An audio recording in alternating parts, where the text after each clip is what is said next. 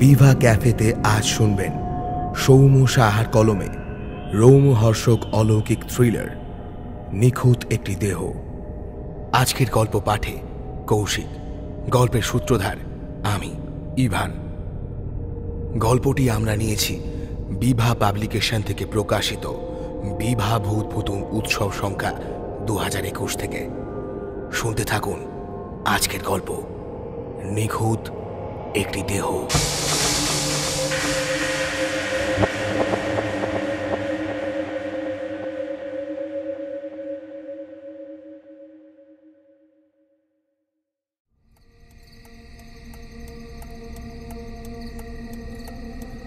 সাত্তকীর যখন জ্ঞান ফিরল তখনও এক টানা যান্ত্রিক শব্দ করে চলেছে গাড়ির ইন্ডিকেটর। তাড়াহুড়ো করে উঠতে গিয়েই মাথার যন্ত্রণাটা টের পেল সে। ও যে বেঁচে আছে এটাই আশ্চর্যের।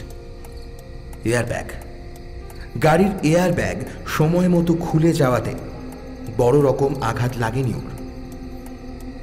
কোনো রকমে বেলুনের মতো ফোলা এয়ারব্যাগ কাটিয়ে গাড়ির দরজা খুলল সাত্তকী। সিট বেল্ট খুলে দরজার বাইরে পা ঝুলিয়ে দিল। ঠান্ডা বাতাস এসে লাগছে ওর মুখে। খানিকটা সুস্থ বোধ হলো। কপালের একটু উপরে চুলের ভাঁজে হাত বুলিয়ে বুঝতে পারল কেটে গেছে। আচমকা ধাক্কা লাগাতে সিট থেকে বেশ খানিকটা লাফিয়ে উঠেছিল ওর শরীর। তখনই মাথাটা গাড়ির ছাদে লেগে এই অবস্থা। এছাড়াও গিয়ার বক্সের পাশে আর স্টিয়ারিং এর তলায় ধাক্কা লাগার জন্য বেকায়দায় কনুই ও হাঁটুতে চোট লেগেছে। হাঁটুর উপর কনুইয়ের ভর দিয়ে দু হাতের তালুতে মাথাটা রেখে খানিকক্ষণ ঝুঁকে বসে থাকলো সে। কিছুটা ধাতস্থ হতেই চিন্তাটা মাথায় এলো, ও কি সত্যিই চাপা দিয়েছে কোনো পশুকে? কথাটা মাথায় আসতেই গাড়ি থেকে নামলো সাত্তকী। ধীরে ধীরে গাড়ির জানলা ধরে সামনের দিকে এগোতে থাকলো সে। ওর স্পষ্ট মনে আছে রাস্তার বাঁ দিকের ঝোপ থেকে কিছু একটা ছুটে এসেছিল, একটা আবছায়া শরীর। তখন ওর গাড়ির স্পিডও বেশি ছিল না। ও ভেবেছিল কোনো জানোয়ার হয়তো দৌড়ে রাস্তা ক্রস করছে, তাই ব্রেক কষে নিজেই বাঁ দিকের স্টিয়ারিং ঘুরিয়েছিল, কিন্তু শেষ রক্ষা হয়নি। রাস্তার ধারের মাইলস্টোনে ধাক্কা লাগে, আর গাড়ির থেকে দূরত্ব এতটাই কম ছিল যে প্রাণীটার চাপা পড়ে যাওয়াই স্বাভাবিক। এখনো হয়তো মাইলস্টোন আর গাড়ির মাঝে ওটার পিষে যাওয়া মৃতদেহ দেখতে পাওয়া যাবে। আজ পূর্ণিমা, তবে আকাশে মেঘ আছে। মেঘ সরে গেলে খানিকটা চাঁদের আলো হয়তো পাওয়া যেত। সাত্তকীর পকেটে মোবাইল নেই। গাড়ির ড্যাশবোর্ডে সেটা রাখা ছিল। অ্যাক্সিডেন্টের সময় ছিটকে গিয়ে থাকবে, তাই আলো জ্বালানোর কোনো উপায় নেই। কেবলমাত্র ইন্ডিকেটরের একঘেয়ে হলুদ আলো জ্বলছে আর নিভছে, যেন জঙ্গুলে রাস্তার অন্ধকারের কাছে সে একটা উপহাসের বিষয়। গাড়ির বাঁ দিকের হেডলাইট পুরোপুরি ভেঙে গেছে। ডান দিকেরটা অন্ধকার। দুটো ছোট ছোট এক্সট্রা লাইট রয়েছে, সেগুলোই জ্বলছে। সেই কৃত্রিম আলোর মেলবন্ধনে গাড়ির তোবড়ানো বোনেট আর ভাঙা মাইলস্টোনের ফাঁকে চোখ পড়তেই চমকে উঠল সাত্তকী। একটা হাত, মানুষের হাত। একটা মানুষের হাত বেরিয়ে আছে সামনের চাকার পাশ দিয়ে। শেষ পর্যন্ত একটা একটা মানুষকে চাপা দিয়ে মারল। কিন্তু সাত্তকী হলপ করে বলতে পারে যে প্রাণীটা ওর গাড়ির সামনে ঝাঁপিয়ে পড়েছিল সেটা কখনোই স্বাভাবিক মানুষ হতে পারে না। কিন্তু যার হাত বেরিয়ে আছে গাড়ির তলা থেকে, সেটা তো কোনো পশুর হাত নয়। খুব ভালো করে বোঝা না গেলেও তাতে 5 আঙুলের আভাস স্পষ্ট। আচ্ছা, লোকটা কি বেঁচে আছে? সাত্তকী পালস দেখার জন্য একটু ঝুঁকে হাত বাড়ালো। কবজি স্পর্শ করতেই ওর আঙুলে মৃদু স্পন্দন অনুভূত হলো, অর্থাৎ লোকটা বেঁচে আছে। কিন্তু বেঁচে থাকলেও নিশ্চয়ই গুরুতরভাবে জখম হয়েছে। এতক্ষণ অন্য কোনো গাড়ি বা মালবাহী ট্রাকও যায়নি রাস্তায়, আর এত রাতে এই অরণ্য ঘেরা রাস্তায় কোনো সাহায্যের জন্য আশা করাও নিছক বোকামো। তাই লোকটার প্রাণের আশা থাকলেও সেটা যে খুব ক্ষীণ সেটা সাত্তকী বুঝতেই পারছে। কিন্তু এভাবে তো লোকটাকে ফেলে রাখা যায় না। নিচু হয়ে বেরিয়ে থাকা হাতটা ধরে ধীরে ধীরে বাইরের দিকে টানতে লাগলো সাত্তকী। লোকটার শরীর বেশ ভারী। সাত্তকী নিজেও মানসিকভাবে বেশ দুর্বল, তবুও সমস্ত শক্তি এক করে হ্যাঁচকা টানতেই শরীরটা সরসর করে বেরিয়ে এলো গাড়ির তলা থেকে। সাত্তকী হাঁপিয়ে উঠেছিল। চোখ বন্ধ করে রাস্তার ওপর বসে জোরে জোরে কয়েকবার শ্বাস নিল। তারপর ধীরে ধীরে চোখ মেলে শরীরটা যেখানে পড়েছিল সেই দিকে তাকালো সে। আর তাকাতেই বুঝতে পারল কত বড় ভুল করে ফেলেছে সে। গাড়ির ইন্ডিকেটরের হলুদ আলোয় আলোর বৃত্ত ছড়িয়ে পড়ছে রাস্তার উপর, আর সেই আলোয় দাঁড়িয়ে আছে গাড়ির তলা থেকে টেনে আনা মৃত প্রায় শরীরটা। না, ঠিক দাঁড়িয়ে নেই, বলা ভালো 2 হাতের ওপর ভর দিয়ে দেহটাকে তুলে ধরেছে সে।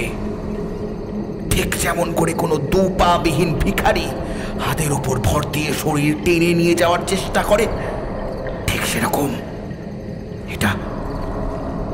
এটা কি করে সম্ভব? তবে কি গাড়ির চাকায় ওর পা দুটো কেটে গেছে? কিন্তু তাহলে তো রক্তের চিহ্ন থাকবে। কই, ওর শরীর থেকে রক্ত তো পড়ছে না। আর বেশি ভাবতে পারল না সে। বিস্ফারিত চোখে ও দেখতে পেল হাতের উপর ভর করে আস্তে আস্তে প্রাণীটা এগিয়ে আসছে ওর দিকে। ইন্ডিকেটরের আলোয় ক্রমশ অপার্থিব প্রাণীটার সিলুয়েট বড় হচ্ছে। সাত্তকী পালাচ্ছে না কেন? ওর উচিত এক্ষুনি ছুটে পালানো, কিন্তু ওর চোখ আটকে গেছে প্রাণীটার কাঁধের উপর। সেখানে মাথা নেই, তার বদলে আছে একতলা মাংসপিণ্ডের মতো কিছু একটা, আর তার ঠিক মাঝখানে আছে একজোড়া বড় বড় উজ্জ্বল চোখ, যেন দুর্ঘটনার স্পট থেকে উঠে এসেছে বিভৎসভাবে বিকৃত কোনো মানুষের মৃতদেহ। তবে সেই চোখে নৃশংসতার চিহ্ন মাত্র নেই, রয়েছে কিছু খুঁজে পাওয়ার উল্লাস। তবে কি খুঁজে পেয়েছে সে? বিধিসম্মত সতর্কীকরণ। কোন রকম অলৌকিকতাকে প্রশ্রয় দেওয়া আমাদের উদ্দেশ্য নয়। এতক্ষণ যা শুনছিলেন তাতে বর্ণিত চরিত্রের নামের সাথে জীবিত অথবা মৃত কোনো ব্যক্তির নামের মিল থাকলে সেটি সম্পূর্ণরূপে অনিচ্ছাকৃত ও কাকতালীয়। গল্পে বর্ণিত স্থান, কাল, পাত্র সবকিছুই লেখকের কল্পনাপ্রসূত। প্লট তৈরির খাতিরে কিছু কিছু জায়গায় আসল নাম ব্যবহার করা হয়েছে। বাস্তবে সেই সমস্ত জায়গার সাথে অলৌকিক কোনো কিছুই জড়িয়ে নেই। আশা করি শ্রোতারা খোলা মনে আমাদের উপস্থাপনাটি গ্রহণ করবেন। হেডফোনে ভেসে এলো গম্ভীর পুরুষ কণ্ঠ। শোনা গেল একটা সতর্ক বার্তা। এই সতর্ক বার্তার পর অনলাইন রেডিও চ্যানেলে শুরু হলো আবহ সঙ্গীত। রহস্যময় গিটারের টুংটাং, গিটার স্ট্রিংয়ে এলোমেলো আঙুল চলছে, আর অন্য হাতে তারের বাঁধন ক্রমশ আলগা করে দেওয়া হচ্ছে। বেসুরো সুর ঠিক লয়ে পড়ে তৈরি করছে ঘুম ভাঙার শব্দ। অবশেষে সেই ঘোর লাগানো সুর মিলিয়ে গেল এক অলৌকিক দীর্ঘশ্বাসের শব্দে। হালকা ব্যাকগ্রাউন্ড মিউজিক শুরু হয়েছে এবার, আর তার সঙ্গে এক তরুণ পুরুষ কণ্ঠ, রেডিও জকির সতর্ক কণ্ঠস্বর। নমস্কার, আমি করণ যাক্ষ। প্রতি রাতের মতো আমি চলে এসেছি নতুন এক রোমহর্ষক গল্প, ক্ষমা করবেন, এক রোমহর্ষক ঘটনা নিয়ে, যার কিছুটা এইমাত্র শোনালাম আপনাদের। তবে বিশ্বাস করুন, এখানেই কিন্তু শেষ নয় ঘটনাটা। আসলে শেষ বলে কিছু কি আছে, নাকি যা ঘটে চলেছে তা পর্যায়ক্রমে ঘটেই চলবে, আর সেই সঙ্গে আবর্তিত হতে থাকবো আমরাও।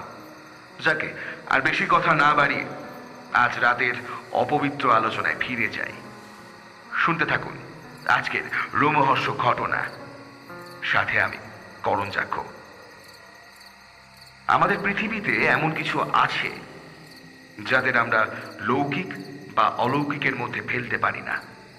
এমন কিছু সত্তা যাদের উৎপত্তি ঠিক কোথায় সেটাও সঠিকভাবে আমরা বলতে পারি না, অথচ তারা আছে।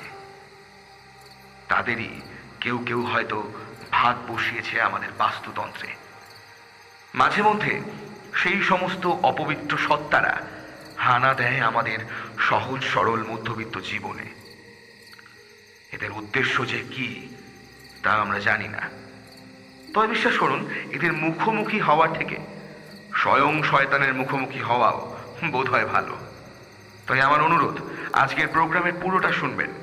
আমরা যথাসাধ্য চেষ্টা করব এই সব এন্টিটির সম্বন্ধে আপনাদের অবগত করতে, এবং কি করে তাদের হাত থেকে নিস্তার পাওয়া যায় সেটাও বলে দিতে। অতএব সঙ্গে থাকুন। খানিকক্ষণ সব নিস্তব্ধ। এরপর শুরু হলো মন কেমন করা ভায়োলিনের সুর, সেই সঙ্গে করণ যাক্ষর রহস্যময় কণ্ঠস্বর। যারা শহরে বাস করেন অথবা যারা শহরতলির নিরুত্তাপ জীবনযাপনে অভ্যস্ত, তাদের কাছে অক্সিজেন হয়ে ওঠে এক টুকরো সবুজ। তাই সামান্য ছুটি ছাটা পেলেই অনেকেই পাড়ি জমান এ রাজ্যের পশ্চিম সীমান্তের মালভূমি অধ্যুষিত মিশ্র অরণ্যের উদ্দেশ্যে। কিংবা যে সমস্ত তরুণ তরুণীদের শিরায় শিরায় বইছে অ্যাডভেঞ্চারের নেশা, তারা মাঝে মাঝে আউটিং এর জন্য ছুটে যায় অ্যারিজোনার খোঁজে। না, আমি কোনো ভ্রমণ কাহিনী শোনাতে আসিনি আপনাদের। এসেছি আপনাদের সাবধান করতে। বেশ কিছুদিন হলো ফাঁকা হাইওয়ের আশেপাশে এক নাম না জানা অস্তিত্বকে বিচরণ করতে দেখা গেছে। বিশেষ করে যদি সেই হাইওয়ের কোনো অংশ বিক্ষিপ্ত পর্ণমোচী অরণ্যের মধ্যে দিয়ে যায়। এখন কেবলমাত্র এই রকম বিশেষ জায়গাতেই এই সত্তার দেখা কেন পাওয়া যায় সেই সম্বন্ধে কোনো রকম তথ্য আমরা দিতে পারবো না। এমনকি অন্য কোনো জায়গায় দেখা গেছে কিনা সে বিষয়ে কোনো রেকর্ডও নেই আমাদের কাছে। তাই আপাতত রাজ্যের পশ্চিম সীমান্তের ওই মালভূমি অঞ্চলটিকে উক্ত সত্তার হ্যাবিট্যাট বলে ঘোষণা করা হয়েছে। তবে এই এলাকার সর্বত্রই যে তার উপস্থিতি পরিলক্ষিত হয়েছে এমনটা নয়। জনবসতি যেসব এলাকায় আছে সেখানে এরা হানা দেয় না, তবে রাত বিরেতে একাকী ভ্রমণকারী অথবা হাইওয়ে ধরে অ্যাডভেঞ্চারের নেশায় ঘর ছাড়া কোনো বেপরোয়া ড্রাইভার হয়ে ওঠে এদের পছন্দের শিকার। ঠিক যেমন আমাদের আজকের গল্পের প্রোটাগনিস্ট সাত্যকী বোস এই সত্তার কবলে পড়েছেন। এদের অ্যাকচুয়ালি দেখতে কেমন সেটাও আমাদের কাছে পরিষ্কার নয়, তবে সমীক্ষায় দেখা গেছে এদের অ্যাপিয়ারেন্স বিভিন্ন ক্ষেত্রে বিভিন্ন রকম হতে পারে, এবং পুরোটাই নির্ভর করছে তারা কিরকম দেহে আশ্রয় নিচ্ছে তার উপর। না না, যা ভাবছেন তা নয়। এরা কোনো প্যারাসাইট বা মানুষের ঘাড়ে চাপা সাদা মাটা বিদেহী নয়। এরা অত্যন্ত নিরীহ ও সরল প্রকৃতির অপসত্তা। এদের একমাত্র উদ্দেশ্য একটা স্বাভাবিক আশ্রয়ের খোঁজ করা। তবে বিশ্বাস করুন, এদের থেকে দূরে থাকাই ভালো। কেন? শুনতে হলে সঙ্গে থাকুন। কথা দিচ্ছি, খুব তাড়াতাড়ি ফিরে আসব, ছোট্ট একটা বিজ্ঞাপন বিরতির পর। মোবাইলের ভলিউম কিছুটা কমিয়ে দিল প্রদ্যুম্ন। এখন একটা বিজ্ঞাপন শুরু হয়েছে। সায়েন্স ফিকশন জনরের ওপর একজন আনকোরা লেখকের বই প্রকাশিত হয়েছে, তারই প্রচার চলছে। এই অনলাইন রেডিও চ্যানেলটার সন্ধান সে পেয়েছে এই মাস তিনেক হলো। ফেসবুকে একটা ভৌতিক সাহিত্য চর্চার গ্রুপে একজন পোস্ট করেছিল লিঙ্কটা। সেখান থেকেই শোনা শুরু। প্রথম প্রথম যে গল্পগুলো পাঠ করা হতো সেগুলো বেশ নভিশ বলেই মনে হতো প্রদ্যুম্নের কাছে। বিশেষ করে একটা গল্প শুনেছিল সে, কি যেন নাম, হ্যাঁ মনে পড়েছে, সে খাবার খেতে আসে। ওই গল্পে বলা হয়েছিল এমন কিছু সত্তা যারা কোথাও ফেলে রাখা খাবার বা খাবারের অবশিষ্টাংশের গন্ধে হানা দেয় বাড়িতে বাড়িতে, কিন্তু তাদের খিদে সহজে মেটে না। ফলে আশেপাশে থাকা একাকী মানুষ হয়ে ওঠে তাদের শিকার। এই রকমই কিছু একটা ছিল গল্পের বিষয়বস্তু। যাই হোক, প্লট খানিকটা প্রেডিক্টেবল হলেও গল্প সাজানোয় বেশ মুন্সিয়ানা দেখিয়েছিলেন করঞ্জাক্ষ। এমনভাবে অডিও রূপান্তর করেছিলেন তিনি যেন কোনো একটা গোপন সংবাদ পাঠ করে শোনাচ্ছেন, যেন এই কদিন আগেই ঘটে গেছে ঘটনাটা। সেজন্য কমেন্ট সেকশনে মিশ্র প্রতিক্রিয়া জানিয়েছিল প্রদ্যুম্ন। তবে আজকের গল্পে এক অভিনব বিষয় তুলে ধরেছেন করঞ্জাক্ষ। এমন এক এন্টিটি যে কিনা হাইওয়ের আশেপাশে বিচরণ করে এবং আক্রমণ করে গাড়ির ড্রাইভার বা কোনো একাকী পথিকদের। তবে এরা কোনো প্যারাসাইট নয়, শুধুমাত্র আশ্রয়ের সন্ধান করে। বেশ ইন্টারেস্টিং স্টোরি লাইন। আর শ্রোতারা অডিও স্টোরির প্রতি তখনই সব থেকে বেশি আকর্ষণ অনুভব করেন যখন তারা গল্পের বিবরণের সাথে তাদের পারিপার্শ্বিকের মিল খুঁজে পায়। প্রদ্যুম্নের ক্ষেত্রেও তাই ঘটেছে। এই মুহূর্তে সে রয়েছে শহরের কোলাহল থেকে প্রায় 250 কিলোমিটার দূরে শাল পলাশে ঘেরা এক নির্জন কটেজে। প্রদ্যুম্ন রায় এক নামী নিউজ চ্যানেলের অ্যাঙ্কার, আর সেই সঙ্গে ওই চ্যানেলের পক্ষ থেকে পাবলিক হওয়া একটা পপুলার ম্যাগাজিনের নিয়মিত লেখক। দিন কয়েকের ছুটিতে বেরিয়ে পড়েছে লেখালেখির কন্টেন্টের সন্ধানে। প্রতিবারের মতো এবারেও সফর সঙ্গী ওর প্রিয় মারুতি সুজুকি অল্টো। অবশ্য এবারের প্ল্যান ছিল অন্যরকম। ও ঠিক করেছিল সোজা চলে যাবে পশ্চিমবঙ্গের সীমানা ছাড়িয়ে ঝাড়খণ্ডের কোনো অভয়ারণ্যে, সবুজের মাঝে কাটিয়ে আসবে কটা দিন। সেই মতো গতকাল সন্ধে নাগাদ গাড়ি থেকে বেরিয়ে পড়েছিল সে। রাত্রিকালীন ভ্রমণ ওর কাছে নেশার মতো। এবারেও তার অন্যথা হয়নি। কিন্তু সব পরিকল্পনাই আচমকা বদলে ফেলতে হয়। NH-14 ধরে আসার সময় জানতে পারে কনস্ট্রাকশনের জন্য সীমান্ত পার করার রাস্তা সাময়িকভাবে বন্ধ করে দেওয়া হয়েছে। ওকে যদি যেতেই হয় তবে প্রায় 14 কিলোমিটার পিছনে গিয়ে ঘুর পথে অন্য রাস্তা ধরতে হবে। তাও প্রায় 1 ঘন্টার ব্যাপার। রাতও হয়েছে। তাই প্রদ্যুম্ন ঠিক করে এখানেই কাছাকাছি যদি কোনো ফরেস্ট বাংলো কিংবা হোটেল পাওয়া যায় তবে সেখানেই রাত কাটিয়ে পরের দিন আবার পথে বেরোবে। সেই মতো আশেপাশের ধাবাগুলোতে খোঁজ করতেই এই কটেজটার সন্ধান পায় প্রদ্যুম্ন। অবশ্য এখনো এই জায়গাটা অফিসিয়ালি চালু করা হয়নি, আপাতত দুটো কটেজ এবং অদূরে দু একটা ছোট ঘর রয়েছে। সেগুলো সম্ভবত বাবুর্চি আর কাজের লোকেদের জন্য। দ্বিতীয় কটেজটা সম্ভবত ফাঁকা। নতুন তৈরি হলেও এখানকার ব্যবস্থায় কোনো খামতি নেই। সুসজ্জিত ঘর, সময় মতো ডিনারও দিয়ে গেছে। তাছাড়া কেয়ারটেকার ছেলেটিও বেশ কাজের। বলে গেছে রাত্রে কোনো দরকার পড়লে রিসেপশনের নম্বরে কল করতে। কাউন্টারের পাশের একটা ঘরেই সে থাকে, সুতরাং কোনো অসুবিধা নেই। এই সব ভাবতে ভাবতে কখন যে রেডিওর প্রোগ্রাম শুরু হয়ে গেছে খেয়াল নেই প্রদ্যুন্মর। ভলিউমটা বাড়িয়ে দিয়ে বিছানায় শরীর এলিয়ে দিল ও। মোবাইলের স্পিকার থেকে ভেসে আসছে করঞ্জাক্ষর গলা।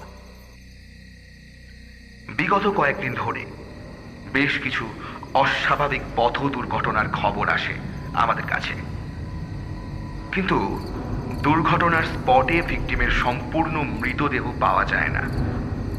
অর্থাৎ কখনো তাদের হাত কিংবা পা অথবা বিকৃত মাথা পাওয়া যায়, কিন্তু ভিকটিমের ধরের চিহ্ন মাত্র পাওয়া যায় না।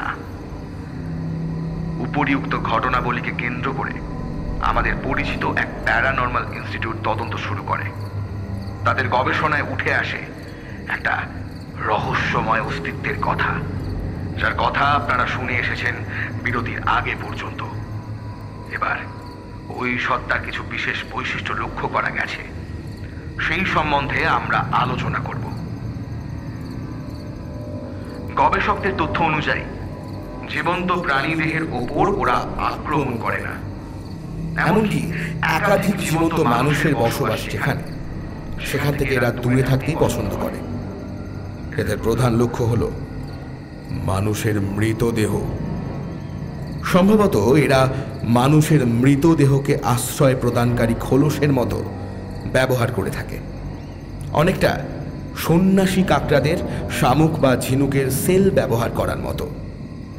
তাই মানুষের মৃতদেহ পাওয়ার জন্য এরা এক অভিনব পথ আবিষ্কার করেছে।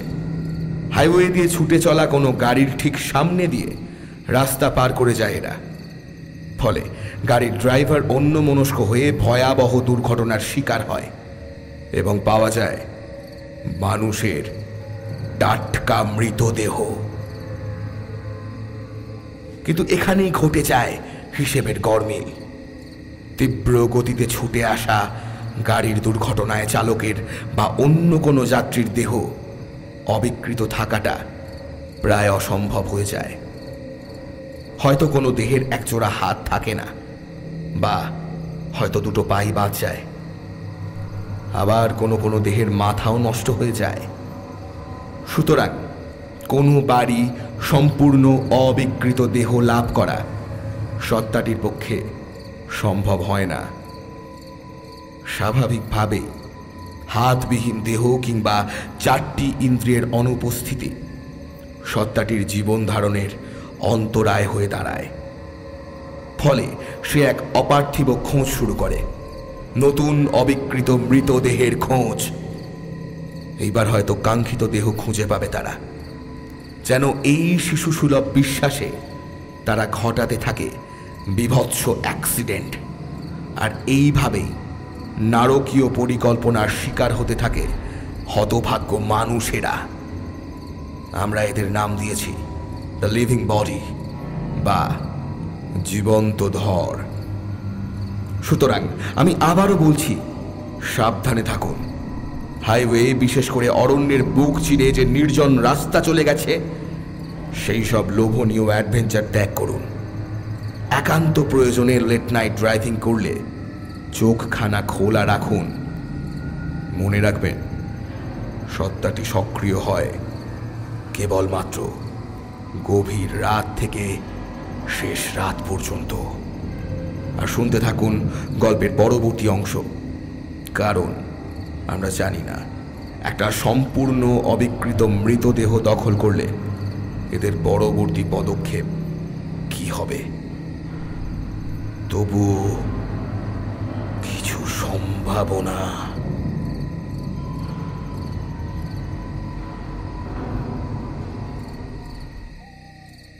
করঞ্জাক্ষর কথাগুলো ক্রমশ ফিকে হতে থাকল।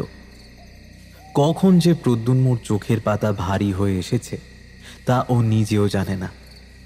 যদিও করঞ্জাক্ষর প্রোগ্রাম জমে উঠেছে, তাও ওর যেন একটু ঘুম দরকার। স্বাভাবিকভাবেই গতকাল সারা রাত ড্রাইভিং করতে হয়েছে, শরীরটাও যেন বেশ খানিকটা দুর্বল গতকাল থেকে। তাই তন্দ্রাচ্ছন্ন অবস্থা থেকে গভীর ঘুমে তলিয়ে যেতে বেশি সময় লাগলো না। ওদিকে মোবাইল থেকে তখনও ভেসে আসছে রেডিও জকির গলা। রাত 11:10। জঙ্গলের নিয়ম অনুযায়ী এখন কেবলমাত্র ঝিঁঝিদের অধিকার আছে একটানা শব্দ করে যাওয়ার। কোনো যান্ত্রিক শব্দ তো দূরেই থাক, নিশাচর পাখিদের করুণ সুরও বিরল হয়ে এসেছে। এমন সময় কটেজের রিসেপশন কাউন্টারের ফোনটা বেজে উঠল রাত্রির নিস্তব্ধতা খান খান করে। প্রতিধ্বনিত হতে থাকলো সেই শব্দটা। কিছুক্ষণ পর কাউন্টারের পাশের একটা ঘর থেকে হন্তদন্ত হয়ে বেরিয়ে এলো একটা বছর 24-এর ছেলে। অর্জুন এই নির্মীয়মান কটেজের অস্থায়ী কেয়ারটেকার। ফোনের আওয়াজে ওর সতর্ক ঘুম ভেঙে গিয়েছে। তাড়াহুড়ো করে রিসিভারটা তুলতে গিয়ে ওর হাত লেগে ডেস্কের ওপর থাকা একটা পিতলের ফুলদানি সশব্দে মেঝেতে পড়ে খানিকটা গড়িয়ে গেল। যাকে পরে তুললেও হবে, আগে ফোনটা রিসিভ করা দরকার। কোনো রকমে ডেস্কের সামনে দাঁড়িয়ে ঝুঁকে পড়ে ফোনটা ধরল। নমস্কার, বনবীতি কটেজ। ফর্মালিটি বজায় রেখে জিজ্ঞেস করল অর্জুন, কিন্তু কোনো প্রত্যুত্তর এলো না। তার বদলে কিছু অস্পষ্ট শব্দ শুনতে পাওয়া গেল। এ কি রে বাবা, কানেকশনের গোলমাল নাকি? Hello hello. না, কোনো শব্দ নেই। এই ফোনে এখানকার বোর্ডাররা ছাড়াও মাঝে মাঝে কটেজের মালিক কিংবা সেক্রেটারির ফোনও আসে। হয়তো রাত বিরেতে তাদের পরিচিত কোনো গেস্ট আসবেন বা অন্য কোনো সংবাদও আসতে পারে। তাই অর্জুনকে বলা রয়েছে ফোন আসলেই যেন সে সঙ্গে সঙ্গে এসে ধরে। এই রকম ছোট ছোট তৎপরতার উপর নির্ভর করছে তার চাকরির ভবিষ্যৎ। কিন্তু 5 মিনিট কেটে যাওয়ার পরেও ফোনের ওপার থেকে কোনো উত্তর এলো না। ফোনটা রাখতে যাবে এমন সময় একটা শব্দ কানে এলো অর্জুনের। ফোন থেকেই কি? না, ফোন থেকে নয়। শব্দটা আসছে ওর ঠিক পিছন থেকে। কেউ এসে নিঃশব্দে দাঁড়ানোর চেষ্টা করছে, কিন্তু পারছে না। অনবরত একটা মৃদু কটকট শব্দ হচ্ছে। কে? অর্জুন আস্তে আস্তে মাথাটা ঘোরালো। কাউন্টারের ডেস্কে জ্বলতে থাকা ল্যাম্পের মৃদু আলো ওর শরীরে বাধা পেয়ে একটা ছায়ার সৃষ্টি করেছে। আর সেই আবছা আলোয় একজন মানুষের শরীর এসে দাঁড়িয়েছে ঠিক ওর পিছনেই। অস্পষ্ট হলেও বোঝা যাচ্ছে লোকটার ঘাড় বারবার একদিকে কাত হয়ে পড়ছে, আর বাঁ হাত দিয়ে লোকটা চেষ্টা করছে ঘাড় সোজা করতে, যেন নিজে থেকে মাথা সোজা করে রাখতে পারছে না। এবং প্রতিবার ঘাড় সোজা করতে গিয়েই কট কট করে আওয়াজ হচ্ছে।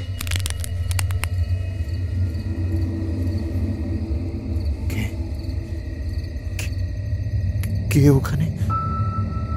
কে?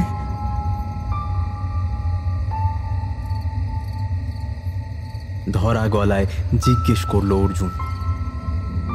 কোনো উত্তর নেই। এতক্ষণে অর্জুন বুঝতে পেরেছে আগন্তুক কোনো স্বাভাবিক মানুষ নয়, বলা ভালো জীবিত কেউ নয়। অর্জুন এক পা করে সরতে লাগলো। ল্যাম্পের আলো থেকে ওর ছায়াটা সরে যাচ্ছে। লোকটা এখনো স্থির। আর একটু সরতে পারলেই অর্জুন দৌড়ে পালানোর খানিকটা পথ পাবে। আর একটু,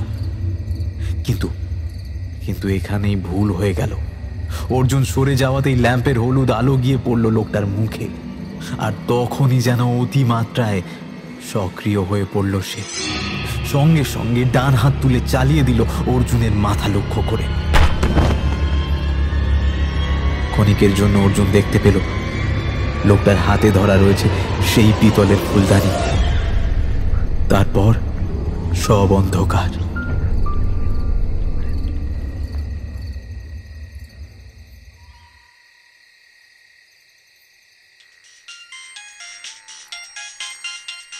প্রদ্যুম্নের মোবাইল বেজে উঠতেই ধরফর করে উঠে বসল সে। হাত ঘড়িতে দেখল রাত 12টা বাজতে 2 মিনিট বাকি। এই সময় কে ফোন করছে? মোবাইল স্ক্রিনে ওদের ডিপার্টমেন্টের সিনিয়র এডিটর মিস্টার ব্যানার্জির নাম দেখা যাচ্ছে। স্ট্রেঞ্জ, এত রাতে ওর বস ফোন করছে, কি ব্যাপার? প্রদ্যুম্ন ফোনটা রিসিভ করতেই স্পিকার দিয়ে ভেসে এলো মিস্টার ব্যানার্জির কণ্ঠস্বর। Hello Pradyumna. Yes sir, speaking. I am so sorry Pradyumna, কালকে আমাদের হেডকোয়ার্টারে তোমাকে আসতেই হবে। It's urgent, by any means তোমাকে আসতেই হবে। কিন্তু স্যার আমি তো এখনও কলকাতায় পৌঁছইনি। ভেবেছিলাম মানে কাল। ওয়েল, এখানে আমার কিন্তু কিচ্ছু করার নেই প্রদ্যুম্ন, আই এম হেল্পলেস। তুমি বেশ কিছুদিন আগে আমার একটা এডিটোরিয়াল মেল করেছিলে, মনে আছে? ওই সামথিং মেথা জোড়ের জঙ্গলে এরকম একটা শিরোনামে ছাপা হয়েছিল। সো ওটা নিয়ে কিন্তু আমাদের বেশ কিছু মেল অ্যান্ড কন্ট্রোভার্সিয়াল কিছু কমেন্টস এসছে। সো এখন কথা হচ্ছে, আমাদের সিনিয়র এডিটর ইন চিফ কাল তোমার সঙ্গে দেখা করতে চেয়েছেন। সো কিছু করার নিয়ে আসতেই হবে। কিন্তু স্যার তাহলে তো আমায় আজ রাতেই বেরিয়ে পড়তে হয়। That's completely up to you, যেটা তোমার কাছে বেটার অপশন। শুধু এসো, কেমন? চলো, গুড নাইট, কাল দেখা হচ্ছে। ওপার থেকে কেটে গেল ফোনটা। খানিকক্ষণ চুপ করে বসে থাকলো প্রদ্যুম্ন। ছোটনাগপুর অঞ্চলের একটা ফোকলোরের ওপর ভিত্তি করে একটা লেখা সে দিয়েছিল বটে, সেটা ছাপাও হয়, কিন্তু সেটা প্রায় 1 সপ্তাহ হয়ে গেল। কই, এতদিন তো চিফ এডিটরের ফোন আসেনি, আজ হঠাৎ কি হলো? যাকে বেশি ভেবে লাভ নেই, সেই যেতেই হবে যখন। ফোন কেটে দেওয়ার পর থেকেই বিজ্ঞাপনের আভাস ভেসে আসছে স্পিকার থেকে। রেডিও শুনতে শুনতে কখন যে ঘুমিয়ে পড়েছিল খেয়াল নেই। ফোনটা অফ করে ট্রাভেল ব্যাগে জামা কাপড় গোছাতে লাগলো প্রদ্যুম্ন। এখন বাজে 12টা 15। এখন গাড়ি ছাড়লে ভোরের দিকে কলকাতা পৌঁছতে পারবে সে। বাথরুমে গিয়ে সেভিংয়ের সরঞ্জামগুলো কিট ব্যাগে ভরার সময় একবার প্রদ্যুম্নের চোখ গেল বেসিনের ওপরে দেওয়ালে টাঙানো আয়নায়। এলইডির পরিষ্কার আলোয় নিজের মুখের প্রতিচ্ছবি দেখতে পাচ্ছে সে। বড্ড প্রাণহীন একটা মুখ, চোখের তলাটা কালো হয়ে গেছে, চামড়াটাও কেমন যেন ফ্যাকাশে, আর চোখেও কি যেন একটা পরিবর্তন এসেছে। যাই হোক, চোখে মুখে জলের ছিটে দিয়ে বেডরুমে ফিরে এলো সে। ব্যাগ গোছানো শেষ করে বেড সাইড টেবিলের ওপর পড়ে থাকা ফোনের রিসিভারটা তুলে রিসেপশনে ফোন করলো। যে ছেলেটি এই কটেজের দেখভাল করে তাকে ডেকে চাবি আর ঘরদোর দেখিয়ে বেরিয়ে পড়বে। কিন্তু অনেকবার রিং হয়ে গেল, কেউ ধরল না। তবে কি ছেলেটা ঘুমিয়ে পড়েছে? একটা বড় ট্রাভেল ব্যাগ আর একটা সাইড ব্যাগ নিয়ে কটেজের রিসেপশনে আসতে প্রদ্যুম্ন দেখতে পেল কাউন্টার ফাঁকা, একটা টেবিল ল্যাম্প জ্বলছে শুধু। প্রচন্ড রকম চুপচাপ চারিদিক। কেয়ারটেকার ছেলেটি বলেছিল বটে, ডিনারের আয়োজন শেষ করেই রাঁধুনি আর 2 জন চাকর যে যার ঘরে চলে যায়। সেই একমাত্র কটেজে থাকে, রাতের বেলা দরকার হলে ওকে ডাকতে। কিন্তু কোথায় গেল ছেলেটা? কি যেন নাম, ধূত্তর মনে পড়ছে না। ভাই জেগে আছো? আরে ও ভাই জেগে আছো? গলা তুলে 2-1 বার হাঁক পারল প্রদ্যুম্ন। না, কোনো সাড়া শব্দ নেই। বেশ অবস্থা তো, এদিকে রাত হয়েছে অনেক। এখন গাড়ি ছাড়লে তবে ভোর 4টে নাগাদ কলকাতা পৌঁছানো যাবে। তারপর ঘুমিয়ে ফ্রেশ হয়ে অফিস যাবে, এমনটাই প্ল্যান করেছে প্রদ্যুম্ন। কিন্তু এখানে তো মনে হচ্ছে সারা রাত এভাবেই দাঁড়িয়ে থাকতে হবে। তার থেকে চাবিটা রেখে চলে গেলেই তো হয়, ভাড়া আগাম দেওয়া আছে। সুতরাং সময় নষ্ট করার কোনো মানে হয় না। আর কিছুক্ষণ অপেক্ষা করে ঘরের চাবিটা রিসেপশন কাউন্টারে রেখে বেরিয়ে এলো প্রদ্যুম্ন। নিশুতি রাত এখন, বিশেষ করে এরকম জঙ্গলে এলাকায়।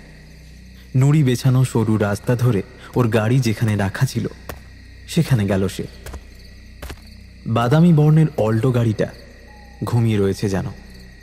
রিমোট কিতে চাপ দিতেই গাড়ির ইন্ডিকেটর দুবার জ্বলে থেমে গেল। প্রদ্যুম্ন লাগেজ দুটো গাড়ির ব্যাক সিটে তুলে দিল। আবার কষ্ট করে পিছনের ডিকি খোলার ইচ্ছে করল না ওর। তারপর চালকের আসনে বসে রিয়ার ভিউ মিরারটা ঠিক করে নিল। আর তখনই গাড়ির ইন্টেরিয়ারের হালকা আলোয় আয়নার কাঁচে নিজের মুখটা, বলা ভালো কপালটা, নজরে পড়ল ওর। আগের থেকে কপালের ফোলাটা বেড়েছে, একটা হালকা চিনচিনে যন্ত্রণাও যেন অনুভব করা যাচ্ছে। এর আগেও একবার এইরকম ব্যাপার হয়েছিল, কিন্তু ঠিক কবে সেটা মনে করতে পারল না প্রদ্যুম্ন। কলকাতায় ফিরে একবার ডক্টর হালদারের অ্যাপয়েন্টমেন্ট নিতে হবে, নিজের মনে বিড়বিড় করে বলে গাড়ি স্টার্ট করলো প্রদ্যুম্ন।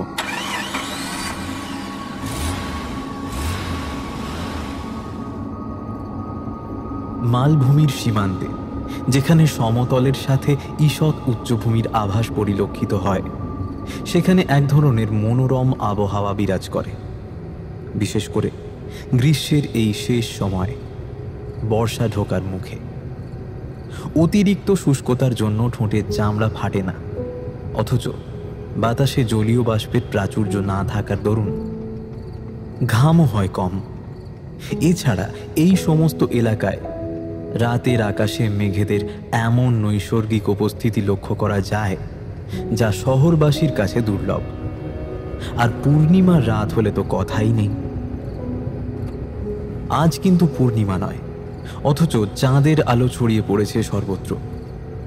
রাস্তার দুপাশের গাছের ডালপালার ফাঁক দিয়ে বিক্ষিপ্ত জ্যোৎস্না স্বরের মতো ছড়িয়ে পড়েছে রাস্তা জুড়ে। প্রদ্যুম্নর গাড়ির যান্ত্রিক আলো এগিয়ে চলেছে সেই মায়াবী পরিবেশ কাটিয়ে। এমন চন্দ্রাহত রাতে গাড়ি চালানোর যে কিরকম অনুভূতি, তা বলে বোঝানো সম্ভব নয়। প্রদ্যুম্নর মানসিক অবস্থাও এখন সেরকম। একটা অন্যরকম ভালো লাগা জন্মেছে এই জায়গাটার প্রতি। সেটা ঠিক কি জন্যে তা ভাষায় প্রকাশ করা সম্ভব নয়। ট্যুরিস্টদের বিশেষ আনাগোনা নেই, শান্ত নিঝুম পরিবেশ, হয়তো সেই জন্যই। এছাড়াও যে কটেজটায় ও ছিল সেটাও বেশ ভালো। প্রদ্যুম্ন ভাবল জায়গাটায় বেশ ভালো ফরেস্ট স্টে তৈরি করা যাবে। নামটাও বেশ ইউনিক। কি যেন অনেক চেষ্টা করেও মনে করতে পারল না প্রদ্যুম্ন। এই কিছুক্ষণ আগেই ও চেক আউট করলো। কতক্ষণ হয়েছে? আধ ঘন্টা। এর মধ্যেই কটেজের নামটা বেমালুম ভুলে গেল। একবার মনে হলো গাড়ি ঘুরিয়ে আবার সেখানে ফিরে গিয়ে দেখে আসে। সত্যিই কি জঙ্গলের ভিতর আছে কোনো কটেজ? কিন্তু পরক্ষণেই মনে হলো যদি সে চিনে যেতে না পারে, অথবা যদি রাস্তা হারিয়ে ফেলে, তাহলে তো আরো বিপদ। ক্রমশ একরাশ বিরক্তি জমা হতে থাকলো নিজের ওপর। কি হচ্ছে এসব? ওর মতো তুখোড় নিউজ পার্সোনালিটি সফল লিখিয়ের আচমকা স্মৃতিভ্রম হলো নাকি? না, অ্যাম্বেশিয়ার ধাত তো ওর কোনো দিনও ছিল না। আর শুধুমাত্র সিগারেট ছাড়া আর অন্য কোনো মাদক দ্রব্যের প্রতিও তো আসক্তি নেই ওর। সুতরাং সুরাপান বা ড্রাগ জাতীয় কিছুর প্রভাবে ভুল হওয়ার তো কথা নয়। তবে প্রদ্যুম্ন গাড়ি থামালো। ওর এখন প্রয়োজন একটু খোলা বাতাস আর নিকোটিনের কড়া মিশেল। গাড়ি থেকে নেমে দরজার গায়ে হেলান দিয়ে দাঁড়ালো ও। একটা সিগারেট জ্বালিয়ে চোখ বন্ধ করে এই গত দুদিনে ঠিক কি কি হয়েছে সেটা মনে করবার চেষ্টা করলো প্রদ্যুম্ন। গত পরশু সন্ধে নাগাদ বেরিয়েছিল। রাত 9টার সময় একটা লাইন হোটেলে ডিনার করলো। বেশ তারপর সিঁথি নদীর ব্রিজ পেরিয়ে ন্যাশনাল হাইওয়ের উদ্দেশ্যে গাড়ি ছোটায়। এই তো মনে পড়েছে, তারপর কি একটা কারণে, হ্যাঁ, কনস্ট্রাকশনের জন্য মেইন রোডটা বন্ধ ছিল, তাই একটু ঘুর পথে একটা অপেক্ষাকৃত নির্জন রাস্তা দিয়ে আসতে হয়েছিল তাকে। আর তারপর কটেজের সন্ধান পায়। না না না, এর মাঝেও কিছু একটা ঘটেছিল, কিছু একটা। প্রদ্যুম্ন অনেক চেষ্টা করলো মনে করার, কিন্তু বারবার এই জায়গাতেই এসে আটকে গেল। কিছু একটা হয়েছিল ওই রাস্তা ধরে আসার সময়, কিন্তু মনে পড়ছে না কেন। ঠিক যেন কেউ ব্লটিং পেপার দিয়ে বিগত স্মৃতির কিছু কিছু আবছা করে দিয়েছে। সিগারেটে শেষ টান দিয়ে গাড়িতে উঠে এলো প্রদ্যুম্ন। মোবাইল অন করে গুগল ম্যাপ খুলল। ও এখন ঠিক কোথায় আছে সেটা দেখা দরকার। ম্যাপের জিপিএস অন করে লোকেশন চেঞ্জ করতে যাবে এমন সময় একটা ব্যাপার ঘটল। একটা ছোট্ট নোটিফিকেশন এসেছে মোবাইল স্ক্রিনে, আর তাতে লেখা আছে, additional charges will be deducted from main balance. আশ্চর্য, নেট ব্যালেন্স শেষ? না, রিচার্জ তো করিয়েছিল এই মাসের শুরুতে। প্রদ্যুম্ন ব্যালেন্স চেক করার জন্য নির্দিষ্ট নাম্বার কোড ডায়াল করে কল বাটন প্রেস করল। আর কিছুক্ষণ পর যে তথ্যগুলো স্ক্রিনের উপর ফুটে উঠল তাতে বেশ অবাকই হলো সে। ব্যালেন্স দেখানোর সময় সব সময় আগে মোবাইল নাম্বারটা লেখা থাকে, কিন্তু এখানে যে নম্বরটা দেখাচ্ছে সেটা একটা নতুন নম্বর। আর মেইন ব্যালেন্স দেখাচ্ছে 33 টাকা 49 পয়সা। কোনো নেট ব্যালেন্স নেই। স্ট্রেঞ্জ, এই কদিনের মধ্যে কি কারোর সাথে ফোন পাল্টাপাল্টি হয়ে গেছে? কি মনে হতে কন্ট্যাক্ট খুলল সে। ওর অফিসের কলিগ, আত্মীয় স্বজন, বন্ধুদের নম্বর নিশ্চয়ই সেভ করা থাকবে। না, একটাও চেনা নাম চোখে পড়ল না। শুধুমাত্র কাস্টমার কেয়ার আর সিম কোম্পানির নানা রকম নম্বর। স্ক্রোল করতে করতে একটা নামে ওর চোখ আটকে গেল। একটা কন্ট্যাক্ট সেভ করা আছে, মাই অরিজিনাল নাম্বার, এই নামে। নম্বরটা দেখে চিনতেও পারল না প্রদ্যুম্ন। 90, এই তো, লাস্টে 254। এটাই তো নিজের ফোন নম্বর। মনে পড়েছে, কোথাও ঘুরতে যাওয়ার সময় প্রত্যেকবার নিজের ব্যবহারের মোবাইলটা বাড়িতে মায়ের কাছে রেখে আসে, আর নিজে নিয়ে আসে একটা স্পেয়ার ফোন। তাতে ওর ব্যবহারের মোবাইল নাম্বার সেভ করা থাকে। একান্ত প্রয়োজন না হলে সে বাড়িতে ফোন করে না, আর মাকেও বলা থাকে সেই কথা। যেহেতু আর কারোর কাছে এই মোবাইলের নাম্বারটা নেই, তাই বেড়াতে এসে অযথা ফোন আসে না, এবং শুধুমাত্র কম টাকার কম টাইম রিচার্জ করানো থাকে। নেট ব্যালেন্স না থাকার দরুন সোশ্যাল মিডিয়ার হাতছানি থেকেও দূরে থাকা যায়। কিন্তু তাই যদি হয়, অফিস থেকে এই নম্বরে ফোন এলো কি করে? ওর সিনিয়র মিস্টার ব্যানার্জি কি করে ওকে ফোন করতে পারলেন? তবে কি বাড়ির মোবাইলে প্রথম ফোন করেছিলেন, তারপর মায়ের কাছ থেকে ওর নম্বরটা পান? কল লিস্ট চেক করলেই বোঝা যাবে। এবারে কিন্তু হতাশ হতে হলো প্রদ্যুম্নকে। ওর রিসেন্ট কল লিস্টে কেবলমাত্র সিম কোম্পানি থেকে আসা স্প্যাম কলগুলো ছাড়া আর কিছুই নেই। কিন্তু ওর স্পষ্ট মনে আছে, অনলাইন রেডিও চলাকালীন ওর ফোনে। এবার গলাটা বেশ শুকিয়ে গেল প্রদ্যুম্নর। ওর যদি ইন্টারনেট ব্যালেন্সই নেই, তাহলে আজ রাত্রিরে অনলাইন পডকাস্ট শুনছিল কি করে? একটা সম্ভাবনা মাথায় আসতে মোবাইলের ফাইল ম্যানেজার ওপেন করলো প্রদ্যুম্ন। দু একটা তোলা ছবি আর পিডিএফ ফাইল ছাড়াও একটা ভিডিও ফাইল খুঁজে পেল সে। ফাইলটা রয়েছে ব্লুটুথ ফোল্ডারের মধ্যে। ডেট দেখাচ্ছে 2রা মে। আজ মে মাসের 7 তারিখ, অর্থাৎ 5 দিন আগে অন্য কোনো ডিভাইস থেকে ট্রান্সফার করা হয়েছে এই মোবাইলে। অডিওটা ওপেন করতেই একটা চেনা গলা ভেসে এলো। আর যে করণ জাক্ষর গলা, একটা গল্প শোনাচ্ছে সে। গল্পটা চেনা, আজকে এই যে গল্পটা শুনছিল প্রদ্যুম্ন। এবার অনেকটা পরিষ্কার হচ্ছে সবকিছু। দেজাভু, একে একে মনে পড়ছে সব। 2রা মের আগের রাতে করণ জাক্ষর প্রোগ্রামের স্ক্রিন রেকর্ড করে রেখেছিল প্রদ্যুম্ন। তারপর সেটা ট্রান্সফার করে নেয় এই মোবাইলে। ভেবেছিল পরে কোনো এক সময় শুনবে। আর এই রেকর্ডিং চলাকালীন এসেছিল অফিসের ফোন।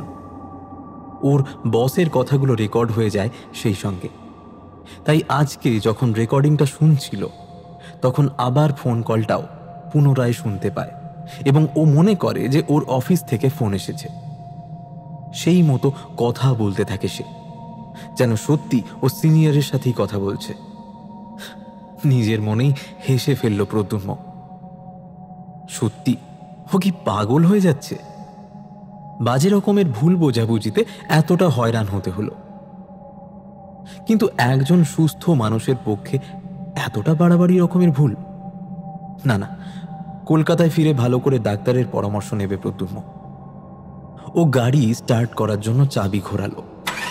গাড়িটা সামান্য পিছিয়ে বাঁদিকে কাটাতে হবে, কারণ সামনের রাস্তাটা একটু অমসৃণ। রিভার্স গিয়ারে সেট করে একটু পিছোতেই কিসে যেন ধাক্কা খেলো গাড়ির চাকা। না, পিছনে তো কোনো গাছ নেই, তবে কি কোনো রাত চড়া জানোয়ার? প্রদ্যুম্ন গাড়ি থেকে নেমে পিছনের দিকে যেতেই বুঝতে পারল কি একটা যেন সরসর করে ঢুকে গেল গাড়ির তলায়।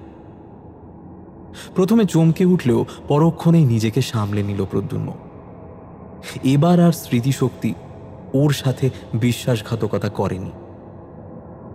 মনে পড়ে গেল করণ জাক্ষর বর্ণনা। হ্যাঁ, মিলে যাচ্ছে। ও এখন রয়েছে বড় বড় গাছে ঘেরা এক নির্জন রাস্তায়। একদম সেই গল্পটার মতো একটা প্রাণী ঢুকে পড়ছে গাড়ির তলায়। না, আত্মরক্ষা করার মতো একটা কিছু হাতে রাখা দরকার।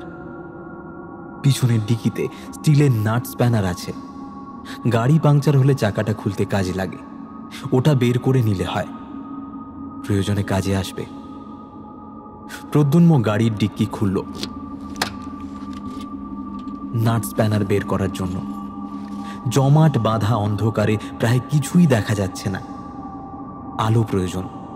মোবাইলের টর্চ জেলে ডিক্কির ভেতর আলো ফেলল আর সঙ্গে সঙ্গে ছিটকে সরে গেল পিছনের দিকে। কি দেখছে সে? গাড়ির ডিক্কির ভেতর শোয়ানো রয়েছে একটা মৃতদেহ। হাত পা ভাঁজ করে কোনো রকমে ঢোকানো হয়েছে মৃতদেহটা।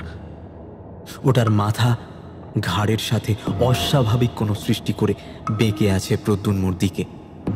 মোবাইলের আলো পড়েছে প্রাণহীন মুখের উপর।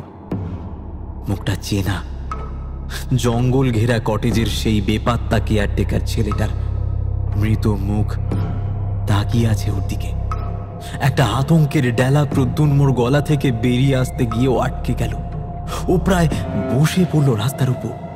হাতে ধরা মোবাইলের ফ্ল্যাশ লাইট পড়েছে বেশ খানিকটা নিচু হয়ে, আর তাতে গাড়ির তলাটা স্পষ্ট দেখতে পাওয়া যাচ্ছে। একটা প্রাণী অনেক কষ্টে বেরিয়ে আসছে গাড়ির তলা থেকে।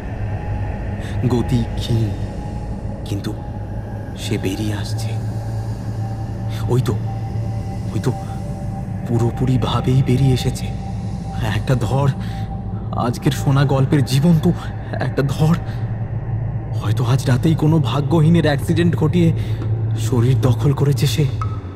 তারপর শুরু করেছে নতুন আরো ভালো দেহের সন্ধান। এ অসম্ভব হতে পারে না। গল্পের মন গড়া অস্তিত্ব বাস্তবে কিভাবে আসতে পারে? নিশ্চয়ই প্রদ্যুম্নের ব্রেন সেলগুলো খারাপ হয়ে যাচ্ছে। এরকম নানা কথা বলে নিজের মনকে প্রবোধ দিলেও বর্তমানে ঘটতে থাকা অলৌকিক নাটকের সামান্যতম পরিবর্তনও ঘটল না। মাথা নেই, হাত পা নেই, শুধুমাত্র একটা সচল ধর, ঠিক যেন একটা চামড়ার মোটা পাশবালিশ। শরীরটা একবার সংকুচিত হচ্ছে আর প্রসারিত হচ্ছে, ক্রমশ বেঁকে যাচ্ছে গাড়ির খোলা ডিকিটার দিকে। এরপর প্রদ্যুম্ন যা দেখল তাতে ওর সমস্ত বিজ্ঞান চেতনা, যুক্তি, তর্ক এসবের বাঁধন ভেঙে গেল।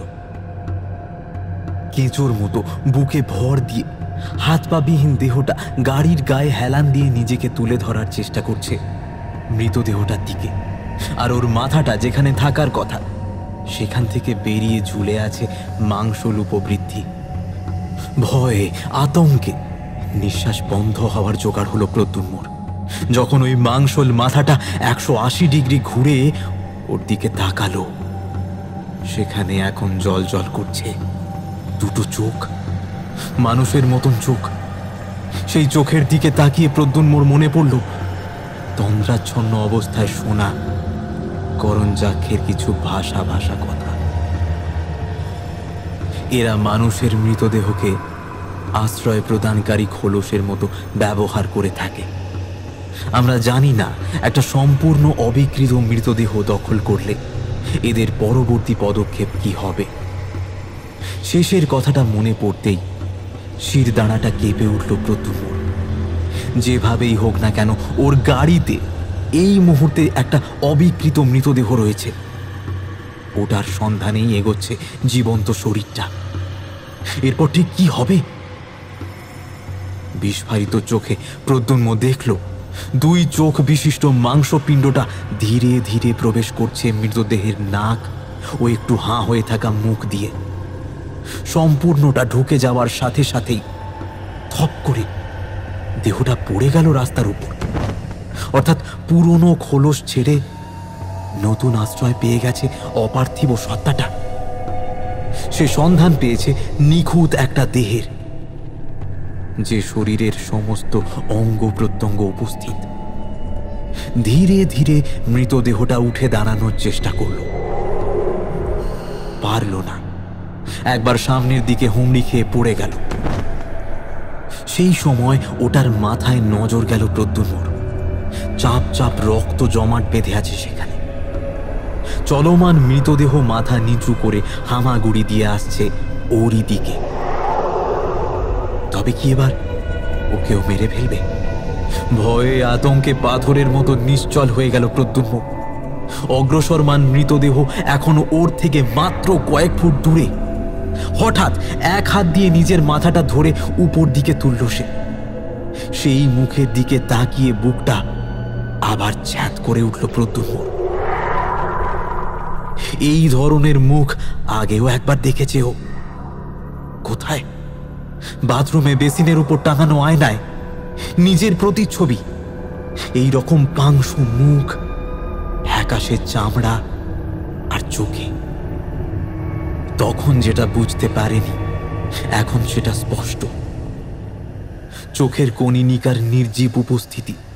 মোবাইলের জোর আলোতেও এই চোখের কনিনিকার সংকোচন হচ্ছে না, যেমনটা হয়নি বাথরুমের আলোতে প্রদ্যুম্নের নিজের চোখে।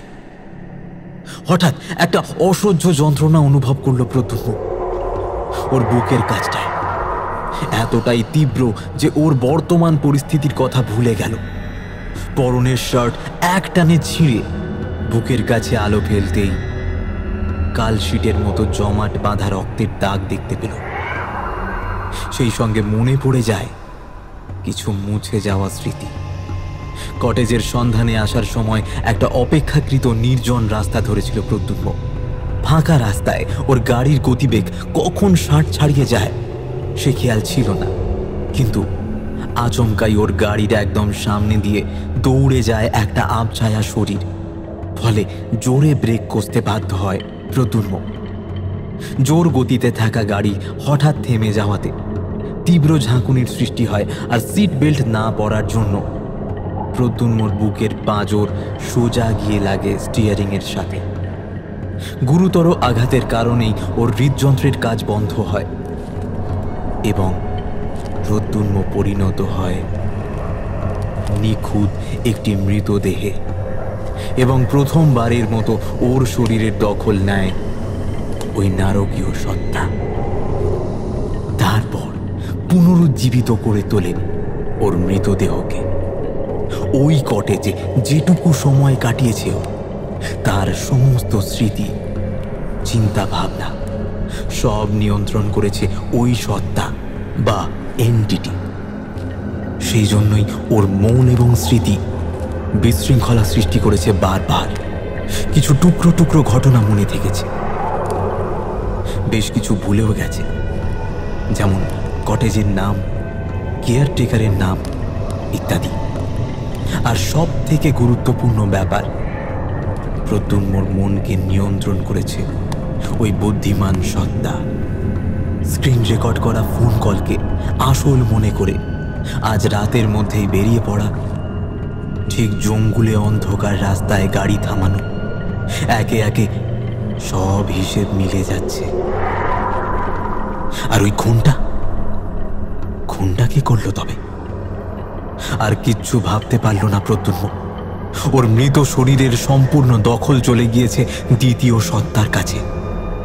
আপাতত এখন ওর প্রয়োজন নেই, কারণ যে কাজের জন্য ওর দেহকে বাঁচিয়ে রাখা, সে কাজ হয়ে গেছে। আরও একটা টাটকা মৃতদেহ জোগাড় হয়ে গেছে। অবশ্য নিজের জন্য নয়, ওদের নিজস্ব জগতে বসবাসকারী অন্য আর একটি অস্তিত্বের জন্য, যারা কিনা সম্পূর্ণ শরীর পেয়ে গেলেও খোঁজ করতে থাকে আরও একটা শরীরের। এখন প্রদ্যুম্নর বাঁ হাত উঠে এসেছে মাথার কাছে, একদিকে কাত হয়ে যাওয়া মৃত মাথাটা সোজা করে ধরার জন্য। কেয়ারটেকার অর্জুনের মৃতদেহ এখন অনেকটা স্বাবলম্বী। তারা দুজনে ধীরে ধীরে চলে যায় জঙ্গলের গভীরে। নতুন শরীরে ধাতস্থ হতে কিছুটা সময় লাগবে। তারপর শুরু হবে খোঁজ, বড় অপার্থিব এই খোঁজ, আশ্রয়ের খোঁজ, নিখুঁত একটি দেহের খোঁজ।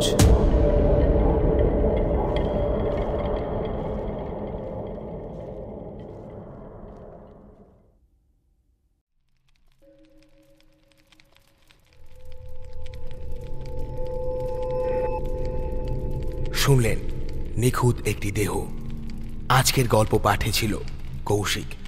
করণ জাখের চরিত্রে আমি ইভান, অন্যান্য চরিত্রে রক্তিম, সমাপন এবং কৌশিক। আজকের গল্প আপনাদের ভালো লাগলে লাইক করুন আর কমেন্টসের মাধ্যমে আমাদের জানান। আমাদের পরিবারের সদস্যের সংখ্যা 1 লক্ষের খুব কাছে চলে এসেছে। আপনাদের অনুরোধ, দয়া করে আপনারা যারা শুনছেন একটু সাবস্ক্রাইব করবেন আর অবশ্যই বেল আইকন প্রেস করতে ভুলবেন না, যাতে গল্প এলে সবার আগে খবর পৌঁছে যায় আপনার কাছে। পরের সপ্তাহে আমরা হাজির হচ্ছি আরও এক রোমাঞ্চকর গল্প নিয়ে। ততক্ষণ আপনারা ভালো থাকুন, সাহিত্যে থাকুন। শুভরাত্রি।